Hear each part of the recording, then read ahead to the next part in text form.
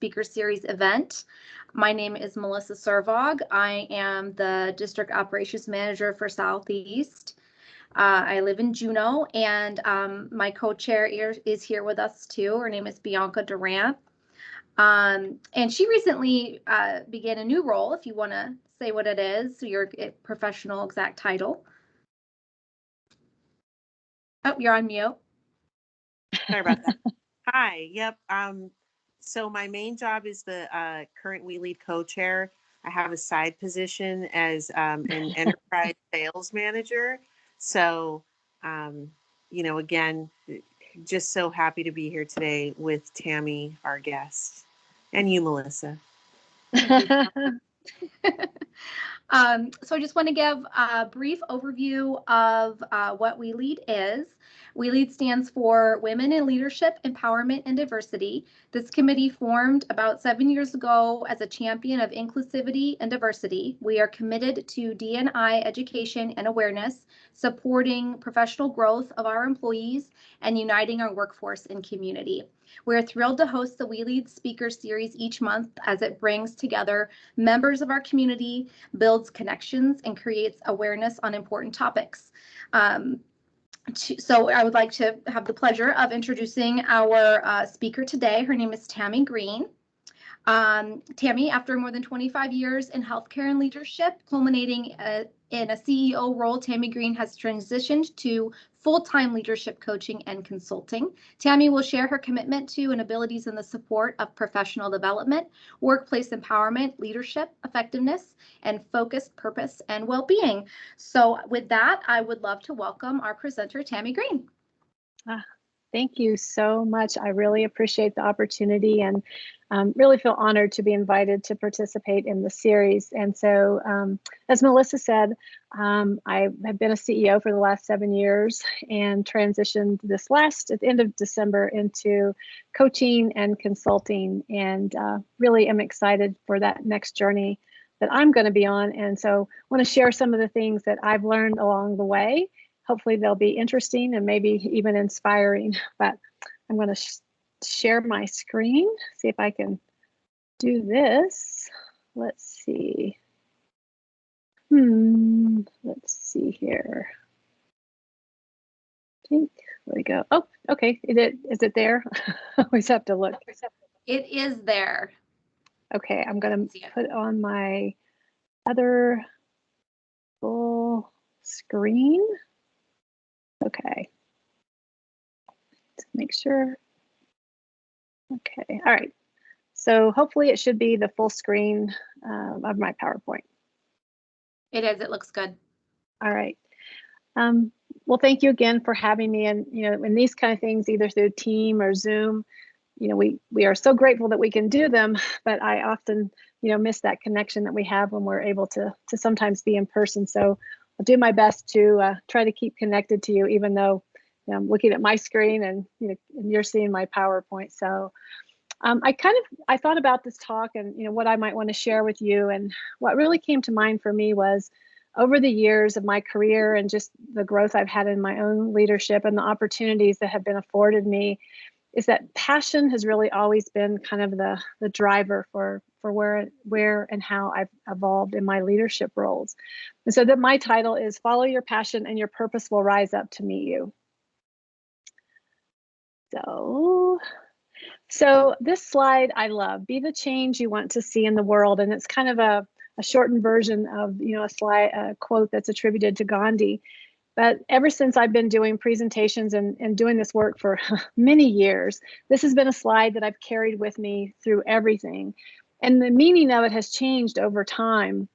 But I think for me, it's always that reminder that whether I'm in a leadership role or now in coaching and consulting, that what I want to see and how I want things to be around me is that I have to really be that change that I want to see, so that my energy and what I'm modeling is really out there more so than just my words. So I'm going to take you on a little journey. So 2021 is the year I left a job I loved, and a lot of my friends, and even my husband was like, what? You love this job. You love all the people you work with. And I said, I do. I was the CEO at Anchorage Neighborhood Health Center. It's the largest community health center in the state of Alaska. We serve all those in our community who otherwise might not have access to health care. I was the CEO there for almost 7 years, and it was an incredibly wonderful job, one that had lots of meaning, purpose, everything. But I also knew that I was kind of in the space that I wanted to move more into my next calling, which was really kind of being able to be in that space, that space of coaching and consulting, which were the parts of the job that I really loved the most. And so 2021, I loved, I say, transitioning from CEO to party of one, which was a very big transition after you've been in that role and surrounded by wonderful people to help support you, help you with lots of things, to then moving into this role of executive coach and consultant and kind of on my own. But it's been really great, and I'm learning new things in that transition as well. But one of the things that really I honored about this decision was throughout all my career and my years of growth, that one of the things that it's taught me is to trust when that next right step presents itself. And over time, that has always served me well. So kind of looking back, I just want to share a little bit, how did I get here today? So if you look at this graphic, you can see I arrived in Alaska almost 30 years ago as a health educator for Planned Parenthood, and then had this journey, see the little line, to executive coach and consultant. So when you kind of look back or look at your resume, you kind of see this linear way that you're moving through your career or life. But in reality, this is really what it looks like, because in each of these pieces of my journey, there were curves and ups and downs, but all of those transitions taught me so many different things. And along the way, and each of these different roles that I had, there were so many things that prepared me for the next role. And for many of you out there, kind of wherever you are in your career path, kind of start thinking about, where am I going next? What's next for me? And so one thing that I found important was, you can have your eye to the future for sure, but don't lose sight of where you're currently at and what those learnings are and what those important pieces are that you're gaining from being in that space. So I wanted to just really take some time and share, as Melissa said a little bit from the beginning, some of the learnings that I've had along the way, and some of the gratitude that I've been afforded, and being in these roles. And I think one thing that I just want to note is that, from being in Alaska, I feel like I've had so many opportunities that I probably would not have had I been in maybe a larger city or, some other place. And so I feel really fortunate and lucky that I've had this opportunity to really grow from when I first arrived here as a health educator at Planned Parenthood to kind of where I am today in this new coaching and consulting role. So I think it's important to think about, it's not only about what you know. And as I look back kind of through my journey, and, looking at all the things that I learned and, the things that kind of brought me here, I kind of reflected back and said that it's really a unique blend of both knowledge and wisdom. And we oftentimes use those words interchangeably, but I kind of like to think of it as the knowledge is what has been essential to my ability to do meaningful work and to bring that technical side to the work that I do. But it's the wisdom that I've gained over time that's truly opened the doors and really kind of kept me going. And I found this graphic and I love it, the tree of knowledge. I think it was such a cool kind of graphic to look at there.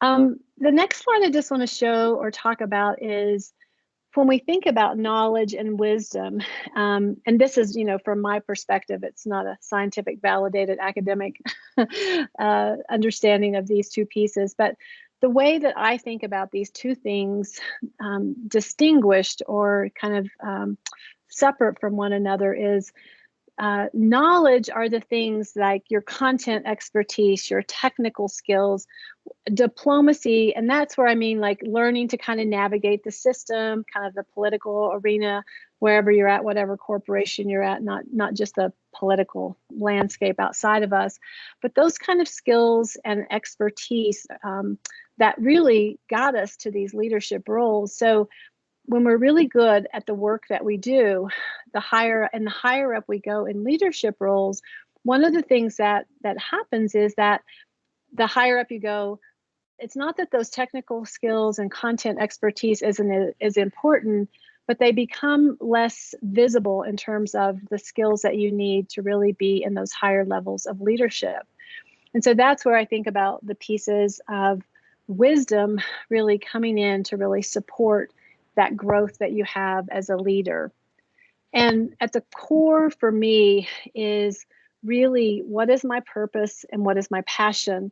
And passion, you know, they're definitely inextricably linked together. And so I'm going to talk a little bit about that in a second. But for me, those are really core values and principles in terms of how I see the work ahead of me, particularly in a leadership role. And now in the role of working with executives and teams in this space of coaching and consulting. So then you kind of move up in self-awareness. I think one of the most important things that happens as you move up through the leadership ranks, so to speak, is that you start to really have more attention to self-awareness. And what I find is that the more you know about yourself, the less you know, and the more you want to learn. And then the next one is around discernment. And as we kind of, again, move into those leadership roles, discernment becomes really important. And having those deeper levels of understanding related to our values and our principles really helps us in that process of discernment and decision making. And then finally, but not, you know, the last word on anything, is listening. And listening is one of those skills and attributes that I think many of us, I'll speak for myself, have to really be attentive to, because we live in a sea of noise. We're just continuously being distracted by all kinds of things. And most of us, often, not always, but when we're listening or in conversation with others, we're listening at a level to respond rather than listening at a level to reflect and be more present with the conversation. And so if you're just kind of thinking about an experiment, the next time you're in conversation with, you know, a colleague or a partner or a spouse, try to be cognizant of whether you're listening to be able to respond to what they're saying, or if you're really truly present and you're listening and hearing what they're saying to you. I find it a difficult skill to kind of really master, but one that we keep in front of ourselves for, you know, as much as possible. So a lot of people say, well, how do you know what your passion is, or how do you recognize that? And so as I was thinking about putting this talk together, I really, you know, because I think about, oh, I know what my passion is and I really understand it. But as I kind of went back and I was like, but how did I recognize that? Where did that start? And as I went back and was just kind of looking through, again, my journey, I began to see some certain themes emerge in every role that I've had along the way. And those themes were really that I was either starting something brand new. I started, you know, a brand new division or a new department or a new section, or, you know, something brand new, or I was going into a role that there had maybe been some chaos, or there had been some things that it didn't really work out. And so I was brought, you know, in, or I took that role to kind of reimagine it and to see what was there and what was new. So as I looked at that, I thought, okay, I've realized that my passion, even though I know and I feel it, but what I was able to kind of do was to put some language around, you know, how that evolved for me. And for me, I realized that my passion is really around creating new and innovative ways to serve others. And every leadership role that I've had, you know, that has been the driving force for the success as well as the satisfaction, you know, that I took into those roles. And now moving into this space of coaching and consulting, it's still there. It's shifted in some different ways because now I'm serving others in this new way and hoping to have more of a broad effect and impact outside of just a single organization. So this also means for me that it's continuing to grow my own stores of knowledge as well as my own wisdom as a lifelong learner, because that's been something that has been incredibly important to me. I'm a voracious learner. I never meet a book I don't like. I'm always learning about, my own self and my own growth. And somebody asked me once, I was going to Hawaii, and they go, "What books are you taking?" And I told them a few things, and they're like, "Well, those aren't like fun books you read on vacation." And I'm like, no, for me, that's really exciting and I love it. So, continuing to be that lifelong learner, I think, is really a critical component of how we continue to fuel our passion. And then finally, for me, when I see my leadership and action results in better outcomes for all, then I know I'm in my flow and serving my purpose. And I'm sure all of you have had those moments where you're in what we call flow, where time disappears, people disappear. You're just, in this space of energy that truly is flow. And then you realize, wow, this is what I'm supposed to be doing. This is when I'm in my purpose. So I wanted to just share some lessons and insights I've learned along the path and the journey as a leader and just really as a human. So I've kind of grouped these into some different themes, but one of the things I think that's so important as a leader is to be open to new thinking. And oftentimes the higher up we go in leadership, everybody thinks that, oh, you're the leader, you should know all the answers. And so if we ourselves fall into that trap a little bit, that we're the leader and that we should know everything, then that kind of stymies our own ability to be creative. So I think as a leader, if we can challenge the status quo, asking questions like, what if, I wonder, kind of being in that space of curiosity, but this is where innovation happens. And I think if you can encourage your teams to do the same thing, it's like exponentially amplified, this area of innovation. So when we talk about challenging the status quo, some people go, oh, that seems disrespectful, or, it's not the way to do things. But I mean it in a way that is really productive and creative. The other thing I think that happens is that sometimes in leadership, we get so set and we get so fixated on a certain way of doing things that we don't allow ourselves to embrace something with a beginner's mindset.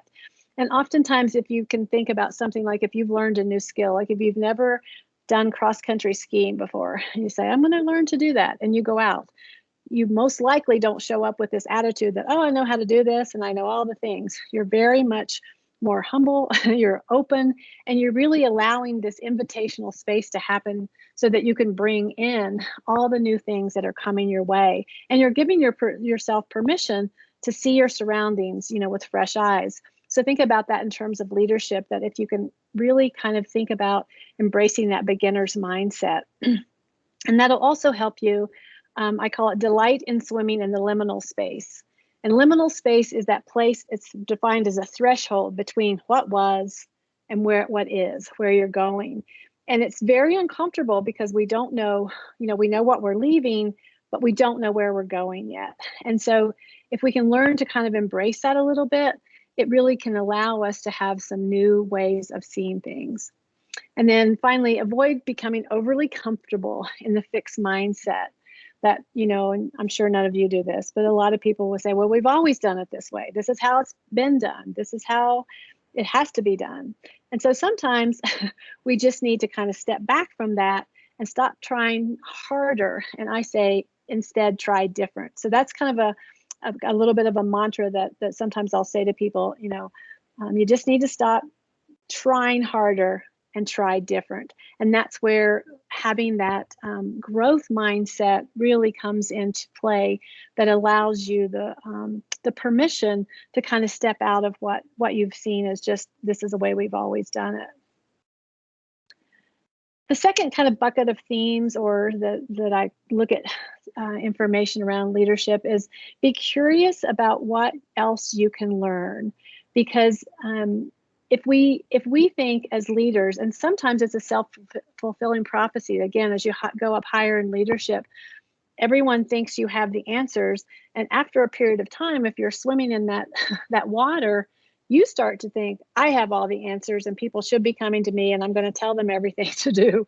But if you kind of step back and keep thinking, from this space of curiosity as really a foundational element, that you don't have the answers, nor should you. And especially the higher up you go, when you're overseeing an entire organization or department or whatever, you can't know everything. And so keeping in mind what I call the 3 C's, using curiosity, using a coaching approach, which is really around, asking questions, really engaging people to know and find their own answers rather than us telling them what to do, and always kind of seeing the collective as greater than the parts.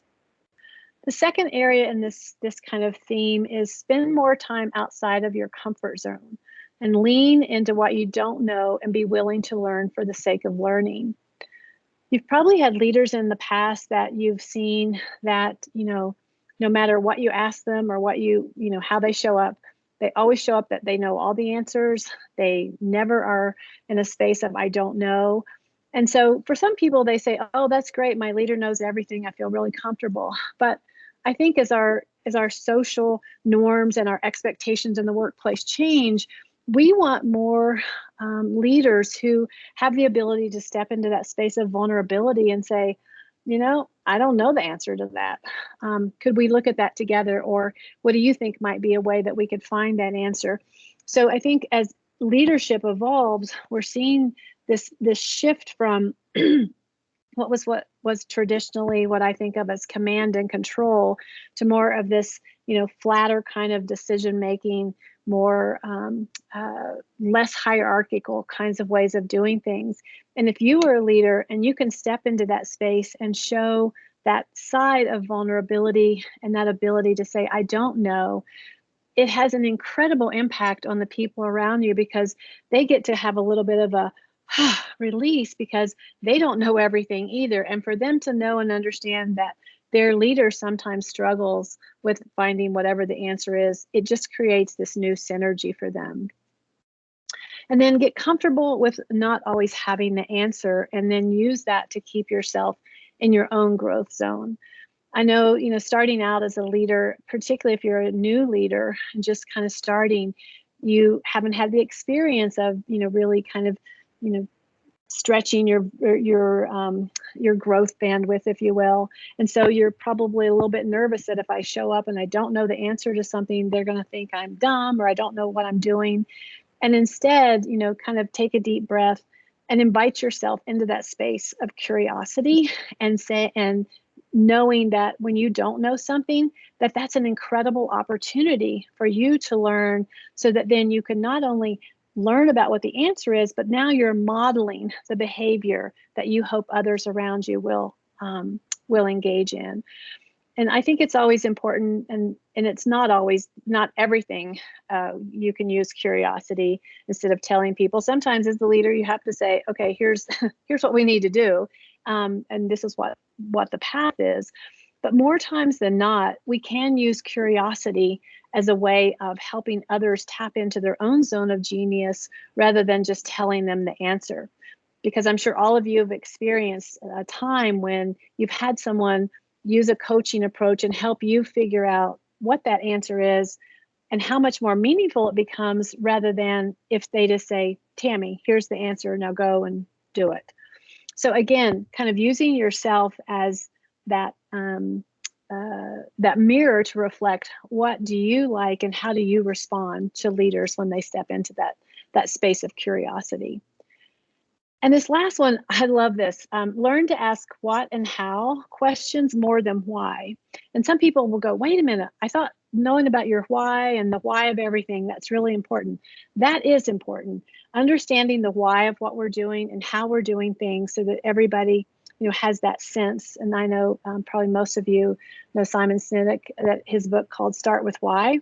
That's fantastic. But what I'm talking about here is how you engage with your teammates or colleagues, your spouse, your kids, if we learn to start with what and how instead of why. So I'll give you an example.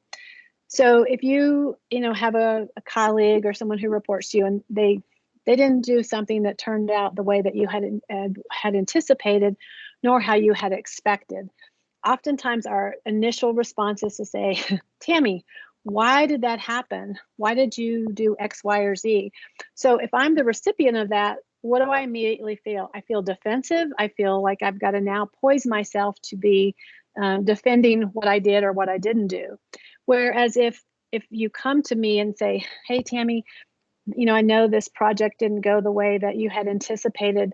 Gosh, can you share with me some of the things that you think, what were some of the things that you think might have impacted that outcome? What are some of the things that if you did this in the future that you might do differently that would have a different outcome? I think you can immediately feel the difference of how that feels when that approach is used, when we use what and how more than why. All right. Be humble as a person and as a leader. I have this kind of thing I use, and I use it in coaching when I'm using or talking with executives, is that I imagine this line, and on either line, on one side is humble and on the other side is confident.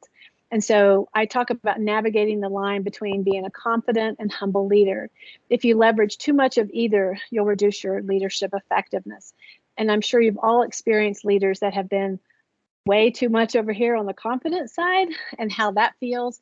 And then those who are way too much over here on the humble side, where they're not able to affect change or really, create accountability and movement forward. And so when you think about how you leverage both of those and in both and kind of meet that sweet spot in the middle, those are the leaders that people really resonate with. I believe my leader because I know they're confident and they know what they're doing, and my leader is humble and they also are kind and respectful and bring this really nice mix of those two things together. This next one has always been my go-to, and I think it's always been part of why I feel like a lot of things become successful around me. Always surround yourself with people that are smarter than you. And to me, that just seems so intuitive. But I've met people along the way who say, why would you do that? Because then you look more, you don't look as smart, or you don't look like you have the answers. And my feeling is that when you surround yourself with people that are smarter than you, that you create this energy around you that you are smart and that you're doing great things, because you now have, it's not just you, but you've really created this broader fabric around you that can support whatever it is that you're doing. So don't ever be afraid to hire or, become much more connected to people that you think are smarter than you. I mean, that's all perception as well, because in the end, they can actually leverage you and raise you up to where your work becomes much more visible and successful. I mentioned this a little bit earlier, but higher levels in leadership, the higher up you go, that you rely less on the technical and the specific expertise that got you here. Instead, you need to learn to lean in to being outside of your comfort zone and see that zone as your growth edge. And again, as you kind of move into these higher levels of leadership, there's always this opportunity, to stretch yourself. And one thing that I've seen over time with me in particular and with others, in leadership, and especially I saw it during COVID, leading a healthcare organization during COVID was one of the most challenging and rewarding times of my entire career. Because what you saw, and I know everybody's experienced, all kinds of things from COVID, but kind of being on the front lines with healthcare, you saw it in this very real-time, visceral way. And so what I would see happening is that I had leaders who were amazing leaders, but when they were under this immense stress that showed up around COVID, is that normally they would be able to kind of be in this space of, discernment and really not reactivity. But once that high level of stress hit, they just kind of like move into this very different space. And then they revert to where their comfort zone is, which is in the technical or content expertise, rather than kind of moving even more and leaning more into those important pieces of leadership, like being able to navigate polarities, being able to navigate the gray. And so as a leader and as the CEO during that time, I found it really interesting, to figure out how to support my leaders as they were going through this incredible, stressful time, and how to help them feel comfortable to move into more of that space of leadership rather than, the medical side or, some of the more technical sides of things that they felt confident about. So there was a real learning to see what happens when you get into those high levels of stress, and how our tendencies to default to what feels comfortable really surfaces. This one, I like the words cultivator and curator. So be a cultivator and a curator.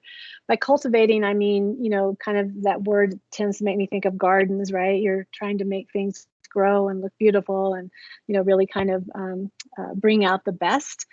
And then curator, I think of as a leader, part of my role is to kind of curate things so that I'm bringing experiences and opportunities to those folks who are either, working for me, with me, or in the organization, and really kind of making sure that the best experiences are possible for those around me. And so start by teach by asking questions. And so if you want, again, kind of from the quote, a certain behavior, because I don't know if you've had this experience, but I've had, some people that have worked for me in the past to say, I can't make so-and-so do so-and-so. And so as we talk through it, and I could understand from the employee side is that this manager was really trying to just, tell them to have a different behavior than the manager was modeling. So if you want a particular behavior, or you want to see a way that you want your team or your employees or colleagues to operate, then, it's most important that we model that behavior ourselves. And that's where I think, like from a coaching perspective as a leader, is that you model to others what you want them to how them to show up by doing it yourself. So instead of just being what I call the tell and sell, start learning to ask really important questions, learning to ask kind of impactful questions that creates a different response than if you just tell someone the information. And most importantly, is that as a leader, really creating what I call that invitational and safe conversation space. So you want to be able to create that energy in that space so that people feel like they're invited in and participating as part of something, rather than being done to or told what to do. The next one is learn to navigate polarities and teach others to do this as well. The last several years, I've done a lot of work in learning about polarity navigation and using polarities in leadership. And there's a really great book, and I think I don't know if I have it in my book section, but it's called Navigating Polarities. And the whole idea is that, the higher up you go in leadership, the more you are dealing with dilemmas or challenges, not so much problems to be solved with either or thinking. So for example, like if you had a problem of something that had a yes, no, right, wrong, black, white answer, we call those problems to be solved. There's a clear solution to a problem. You either choose this or you choose that. Now, the higher up you go in leadership, oftentimes you're faced with dilemmas or challenges that are polarities to be navigated, not problems to be solved. So, like for example, I'll use this as something that you might relate to. In organizations, we kind of vacillate. So we talk about we're going to centralize everything, and everything's going to be kind of from the centralized perspective, or we're going to decentralize everything, and it's going to be over here. So you have two different poles, right? So you have centralized and decentralized. And so on the surface, they look like, okay, those are opposites. But in fact, they're interdependent, because you're not going to have one without the other and connected.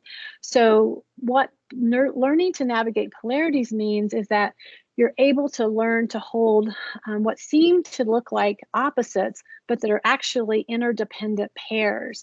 And you learned how to, what the language around it is to use and both thinking instead of either or thinking. And there's a lot of work in that area that's just fascinating. And I've used a lot of it in my own leadership and now in this new space of coaching and consulting. But if you're interested, the book is called Navigating Polarities.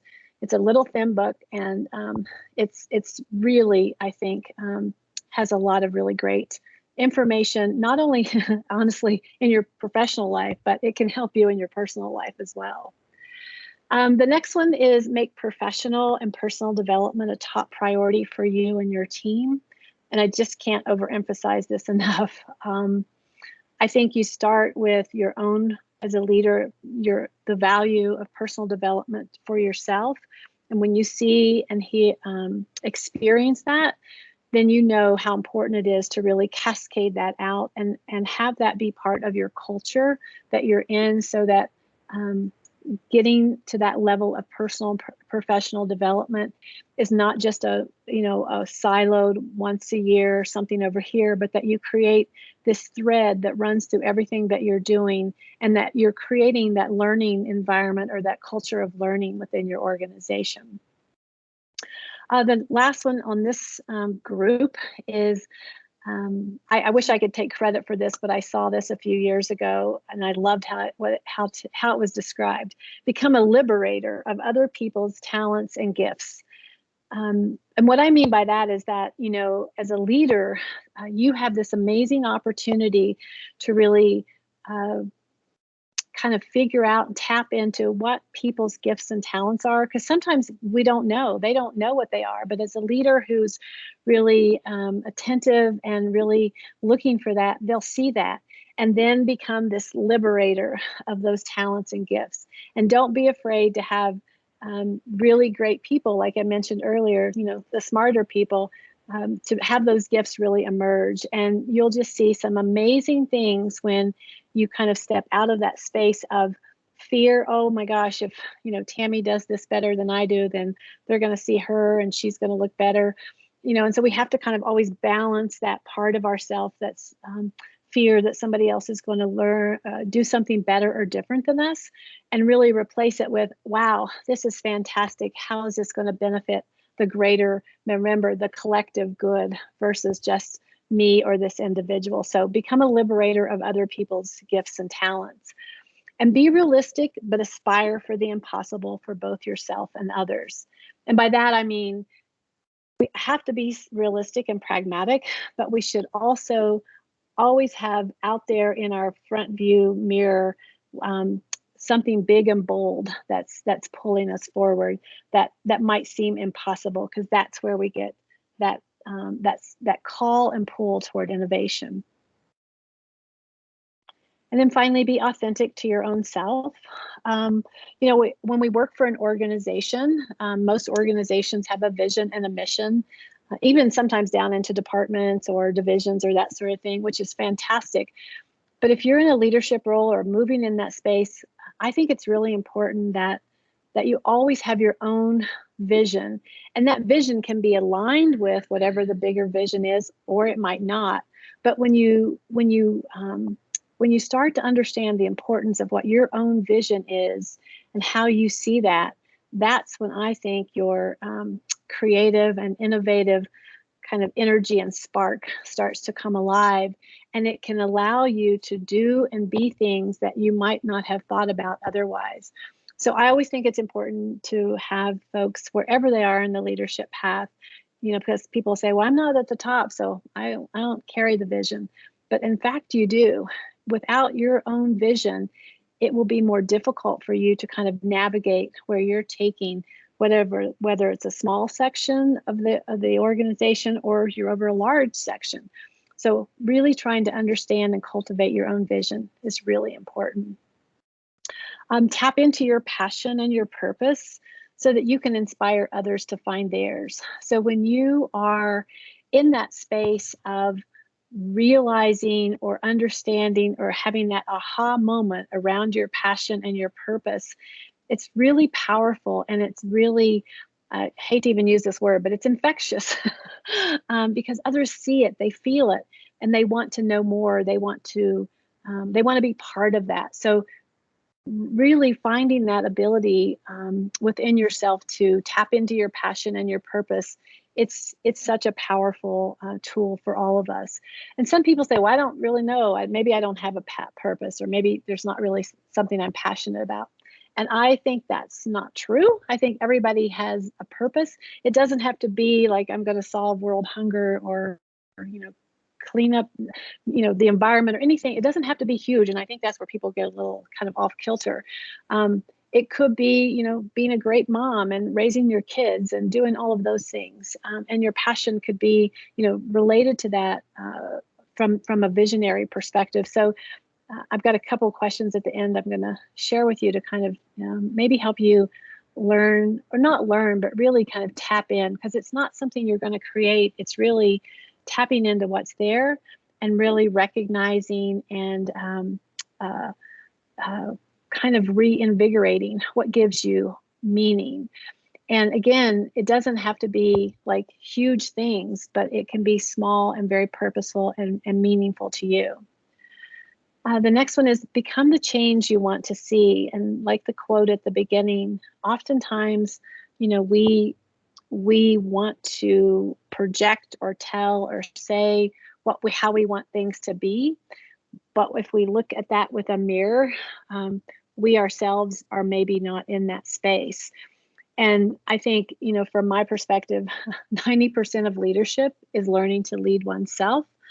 And one of the things that I've talked to lots of people that have worked with me over the years, and in my coaching, is that when something really upsets us or really triggers us, and we say, Tammy did this and that really upset me, I would just invite you to look in a little bit, because oftentimes what I've found for myself and some of my clients is that some of the things that challenge us the most or trigger us the most are things that are opportunities for us to look inside and see, what does that mean for us? So leadership is really learning to open up and create that invitation to self-awareness, so that you can start to kind of, I don't know that you eliminate them, but you can reduce some of what I think of as our blind spots, because we all have them. And then finally, this is a question I always ask when people are getting ready to do something different, or they're like, I'm leaving this job, I'm going to another job, or I'm, leaving this person, I'm going to that person. So this question has always served me well over the years. And it is, am I running towards something, or am I running away from something?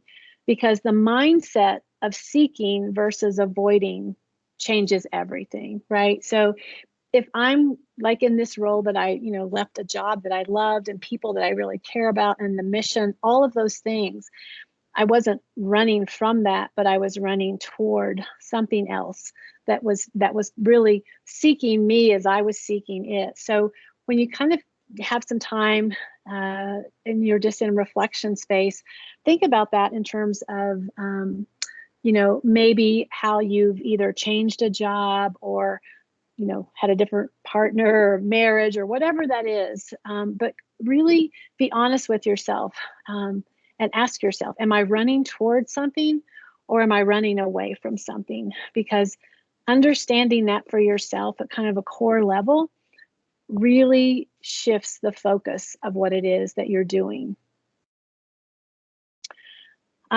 And I found this little graphic and I thought it was so cute. It's the only word I could think of.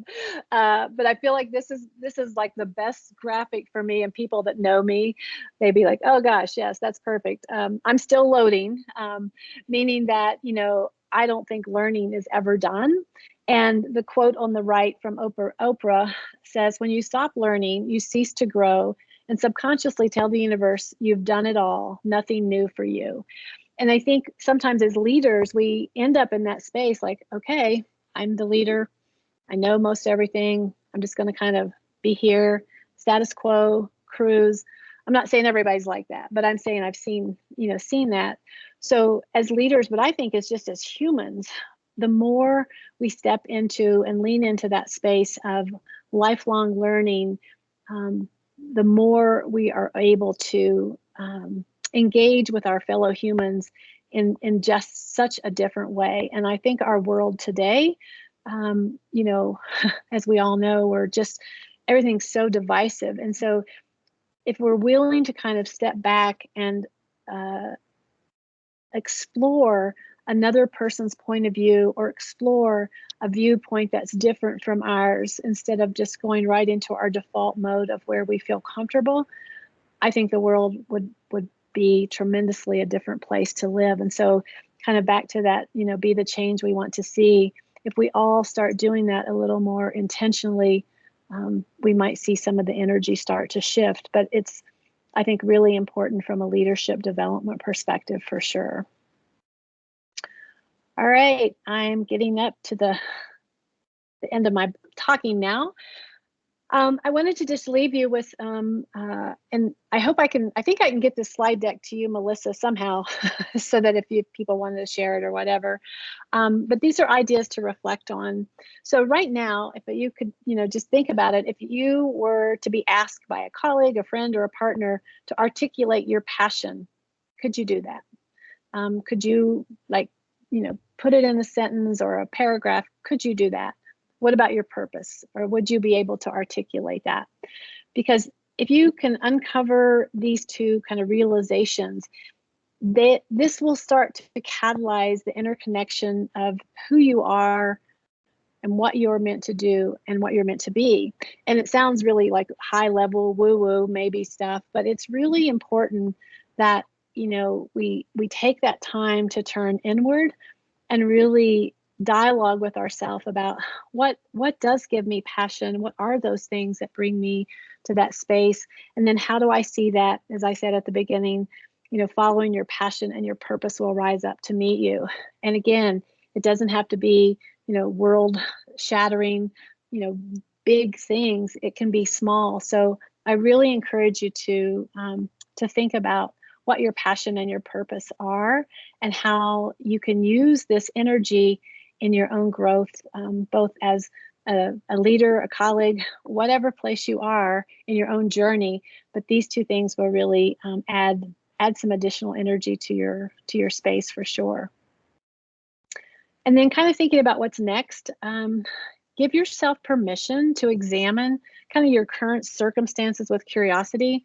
Our human nature is to default to the negative or blame or victim.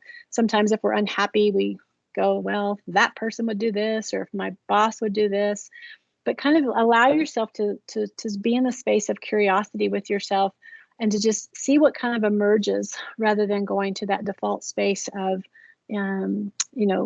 external blame or shame or those sorts of things. Not that there aren't external factors that influence us, but oftentimes there's this great opportunity to kind of look inward as we start to examine that, especially when we look inward with curiosity, kindness, and grace. And then look at where there might be an opportunity for you to lean into a search for your passion or purpose. Kind of like I was telling you at the beginning, you know, I kind of examined some of the themes that just kept coming up for me. So kind of think about that, see what might come up for you if you have the ability to kind of step into that space. And then finally, what is just one way that you can make a conscious investment into enhancing the energy and care that you use to nurture your authentic self. I think we all, you know, have a little bit of that imposter syndrome where we think, you know, if only people knew, nobody would really think I knew what I was talking about. But if we can start to get more kind and conversational with ourselves, we start to allow that true authentic self to emerge. And it's not as scary as we think, or as we've been told, that if we really are ourselves, that no one will really, you know, care about us, or will be embarrassed or whatever. But, you know, really trying to take that time to figure out, who am I, and where is that true calling around my person, my purpose, and my passion. So that kind of wraps up I'm going to take some questions if there are any, but I wanted to leave you with 4 books. I'm, like my husband says, oh my gosh, we should have a library. I'm a bookaholic, I admit it, but these are some of my favorite books. that that I found particularly related to what we were just talking about today with passion, purpose, leadership, and kind of understanding coaching. So the first one is Humble Leadership by Edgar Schein. He's like the grandfather of really looking at how leaders evolve and what humble leadership really looks like. The next one is The Coaching Habit. It's a really great book that talks about how we say less and ask more, and it really does change the way you lead. The third one is called The Passion Test, and it's this really kind of cool book to help you if you're interested and you're just struggling with your own passion, that it can help you with some prompting and some ways to kind of find that path for yourself. And then the fourth one is just a book I've loved over the years, Finding Your Own North Star from Martha Beck. So those are just a few of the books. I mentioned the other one, which is not here, called Navigating Polarities. But with that, I think I will stop sharing and stop talking and see if there are any questions or comments or anything that I could answer.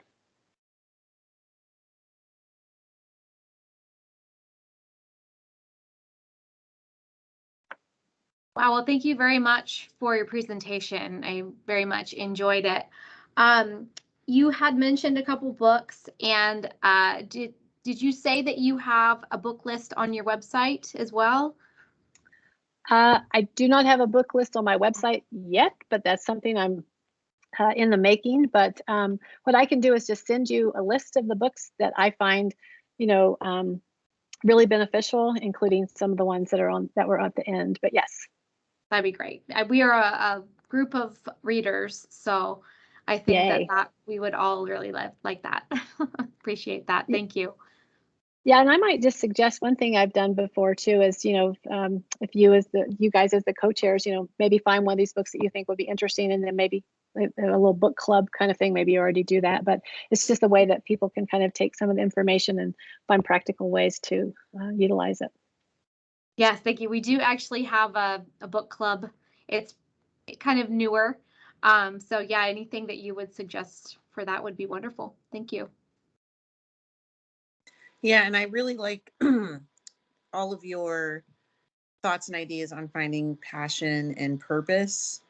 Because Tammy, as you were asking, could you articulate it? I was like, no, I have no passion. Who am I? What's the meaning of it all? But I do think that's something to explore, and I want to thank you for that inspiration.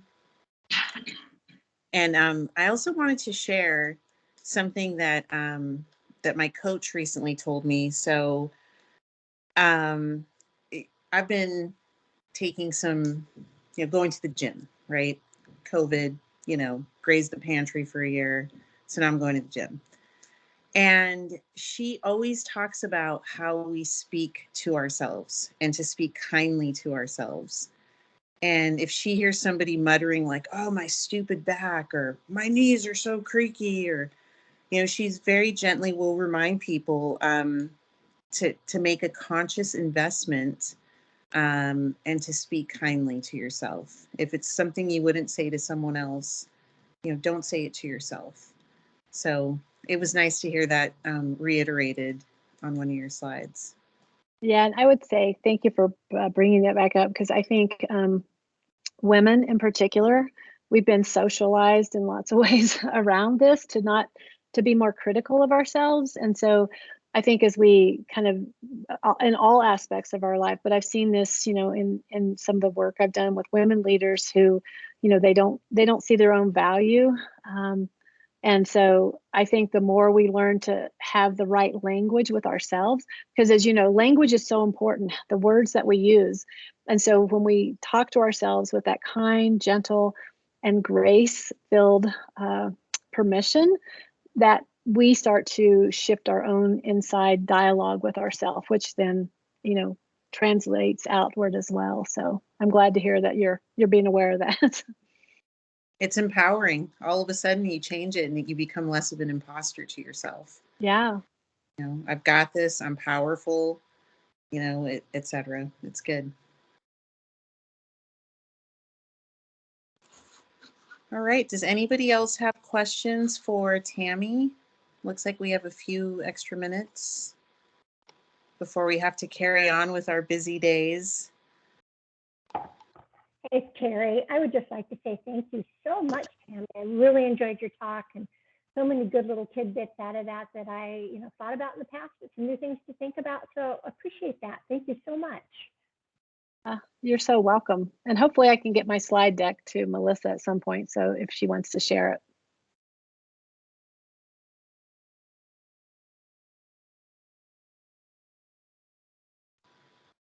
All right. Last call for questions. Melissa, did you have any? I don't. I'm kind of sitting here beaming. I really enjoyed that. Thank you very much for sharing. You're so welcome. And if there's anything else, let me know. But thank you to all of you for your time. I know time is a precious commodity. And so I really appreciate knowing that you shared that with me, and hopefully some takeaways as you go back to the to the real world, as they say. So thanks, everyone. I really appreciate it. Likewise. Thank you very much. Thank you. Bye. Bye-bye. Bye. Thanks, everyone. Thank you. Thanks.